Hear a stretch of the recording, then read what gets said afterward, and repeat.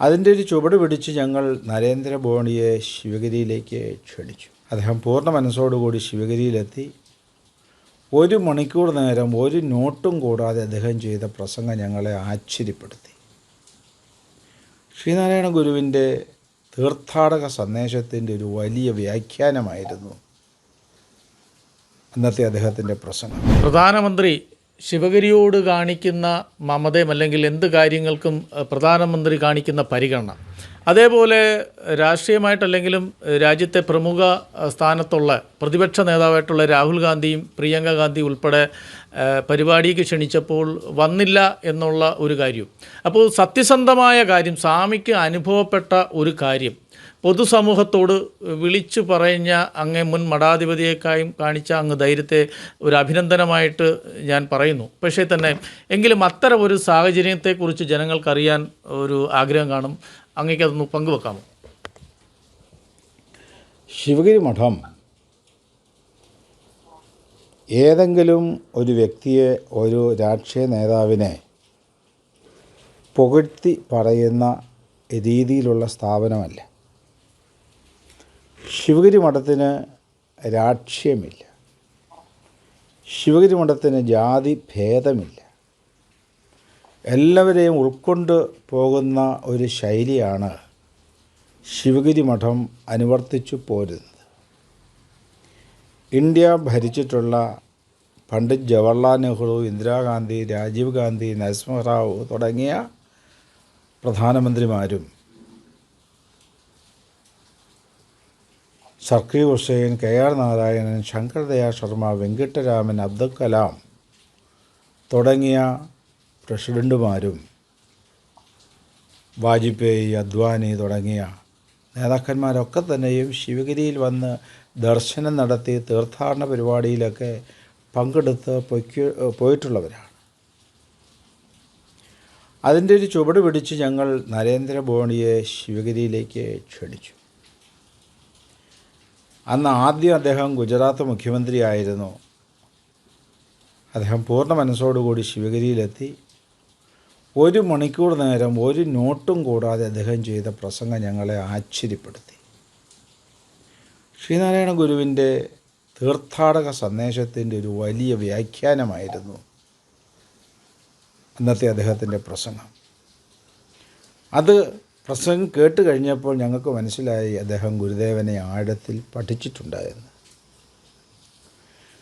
തുടർന്ന് ഇന്ത്യയുടെ പല ഭാഗത്തും അദ്ദേഹം ചെയ്ത പ്രസംഗങ്ങളിൽ ഗുരുദേവനെ ഉദ്ധരിച്ചു പറയുകയുണ്ടായി.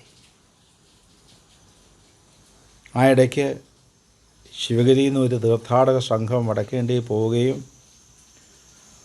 ഉത്തരാഖണ്ഡിൽ വെച്ച് ഒരു അപകടത്തിൽപ്പെടുകയും ആ അവസരത്തിൽ മോഡിജിയെ അറിയിക്കുകയും അദ്ദേഹം വേണ്ട സഹായങ്ങൾ ചെയ്ത് അവരെ ശിവഗിരിയിലെത്തിക്കുന്നതിന് എല്ലാവിധമായ പിന്തുണയും മാർഗനിർദ്ദേശവും സഹായവും നൽകുകയുണ്ടായി. അതിനെ തുടർന്ന് വീണ്ടും ഞങ്ങൾ അദ്ദേഹത്തെ ശിവഗിരിയിലേക്ക് ക്ഷണിക്കുന്നു. ആ അവസരത്തിൽ അദ്ദേഹം ഇന്ത്യൻ പ്രധാനമന്ത്രിയാണ്. ഞങ്ങൾ ക്ഷണിച്ച സമയത്ത് ശിവഗിരിയിൽ എത്തിച്ചേരുവാൻ സാധിക്കില്ല എന്ന് അദ്ദേഹം അറിയിച്ചു. പക്ഷേ ഏതാനും മാസങ്ങൾ കഴിഞ്ഞ് അദ്ദേഹം കേരളം സന്ദർശിക്കുന്നു. മഹാനായ R. ശങ്കരുടെ പ്രതിമ അനാച്ഛാദനം ചെയ്യാൻ വേണ്ടി SNDP യോഗത്തിൻ്റെ ക്ഷണമനുസരിച്ച് അദ്ദേഹം വരുന്നു. ഞങ്ങളെ ശിവഗിരി മഠത്തിൽ അറിയിച്ചു, ഞാൻ കേരളത്തിൽ വരുമ്പോൾ ശിവഗിരി സന്ദർശിക്കാൻ തീരുമാനിച്ചിരിക്കുന്നു. ഞങ്ങൾ 2 കൈ നീട്ടി സ്വീകരിച്ചു. അദ്ദേഹം ശിവഗിരിയിൽ മഹാസമാധി പീഠത്തിലും ശാരദാമഠത്തിലും ഒക്കെ സന്ദർശനം നടത്തി വൃക്ഷത്തെ നട്ടു. പ്രത്യേകമായി മഠത്തെക്കുറിച്ച് ചോദിച്ചറിഞ്ഞു. മഠത്തിലുള്ള സന്യാസിമാരുമായിട്ട് കുശല പ്രശ്നങ്ങൾ നടത്തി. സന്യാസിമാരുമൊത്ത് ഇരുന്ന് ഗ്രൂപ്പ് ഫോട്ടോ എടുത്തു. അതിനുശേഷം ഗംഭീരമായൊരു പ്രസംഗം ശിവഗിരിയിൽ അദ്ദേഹം ചെയ്താണ് മടങ്ങിയത്. അതിനുശേഷം വീണ്ടും തീർത്ഥാടനത്തിൻ്റെ നവതി ആഘോഷം ഡൽഹിയിൽ വെച്ച് നടത്താൻ തീരുമാനിക്കുകയും പ്രധാനമന്ത്രിയുടെ വസതിയിൽ വെച്ച് തന്നെ ഒരു സമ്മേളനം നടക്കുകയും ആ സമ്മേളനത്തിൽ വെച്ച് ശ്രീനാരായണ ഗുരു ഇന്ത്യയുടെ ആത്മചൈതന്യമാണെന്ന് അദ്ദേഹം പ്രഖ്യാപനം ചെയ്യുകയുണ്ടായി. ആ ഇടയ്ക്ക് ഇന്ത്യൻ പാർലമെൻറ്റിൽ ബഹുമാനപ്പെട്ട ഇന്ത്യൻ പ്രസിഡന്റ് ശ്രീ രാംനാഥ് കോവിന്ദ്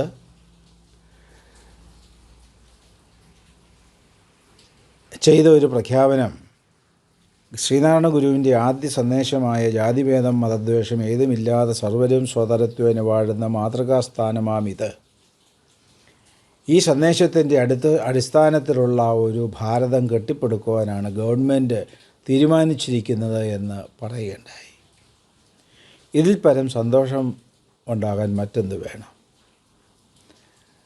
അതിനുശേഷം ശിവഗിരി വികസനത്തിന് വേണ്ടി 69 കോടിയുടെ പാക്കേജ് പ്രഖ്യാപിക്കുകയും ശിവഗിരി, ചെമ്പഴന്തി, അരുവിപ്പുറം, കുന്നുംപാറ ഈ 4 ക്ഷേത്രങ്ങളുടെ 4 സ്ഥാപനങ്ങളുടെ വികസനത്തിന് വേണ്ടി ടൂറിസം പാക്കേജ് ഉൾപ്പെടുത്തി പദ്ധതി തയ്യാറാക്കി അത് നടപ്പിലാക്കിക്കൊണ്ടിരിക്കുകയാണ്. അദ്ദേഹം പല സ്ഥലങ്ങളിലും ചെയ്യുന്ന പ്രസംഗങ്ങളിൽ ശ്രീനാരായണ ഗുരുവിനെക്കുറിച്ചും ഗുരുവിൻ്റെ ദർശനത്തെക്കുറിച്ചും ഊന്നി പറയാറുണ്ട്. ഡൽഹിയിൽ വെച്ച് മഹാത്മാഗാന്ധി ഗുരുദേവൻ കൂടിക്കാഴ്ചയുടെ ശതാബ്ദി ആഘോഷം ഉദ്ഘാടനം ചെയ്യുവാൻ അദ്ദേഹത്തെ ക്ഷണിച്ചുകൊണ്ട് മഠത്തിൽ നിന്നൊരു കത്തയച്ചു. ഏതെങ്കിലും മന്ത്രിമാരെ കൊണ്ടോ BJPയുടെ നേതാക്കന്മാരെ കൊണ്ടോ മറ്റ് രാഷ്ട്രീയ പാർട്ടിയുടെ നേതാക്കന്മാരെ കൊണ്ടോ ഒരു ശുപാർശയ്ക്ക് ഞങ്ങൾ പോയില്ല. ഞങ്ങളുടെ കത്ത് കിട്ടി അദ്ദേഹം തിരിച്ച് ഞങ്ങൾക്ക് മറുപടി തന്നു, അനുഭാവപൂർവ്വം. തുടർന്ന് അങ്ങോട്ടും ഇങ്ങോട്ടും കത്തുകൾ അയച്ചു. പ്രധാനമന്ത്രി തന്നെ തീയതി നിശ്ചയിച്ചു തരണമെന്ന് ഞങ്ങൾ അപേക്ഷിച്ചു. അതനുസരിച്ച് അദ്ദേഹമാണ് ജൂൺ മാസം 24 നിശ്ചയിച്ചു തന്നത്. മറ്റേതെങ്കിലും പ്രധാനമന്ത്രിമാർ ഇതിനും ഇങ്ങനെ ഒന്ന് തയ്യാറാകുമോ എന്നുള്ള കാര്യത്തിൽ സംശയമുണ്ട്.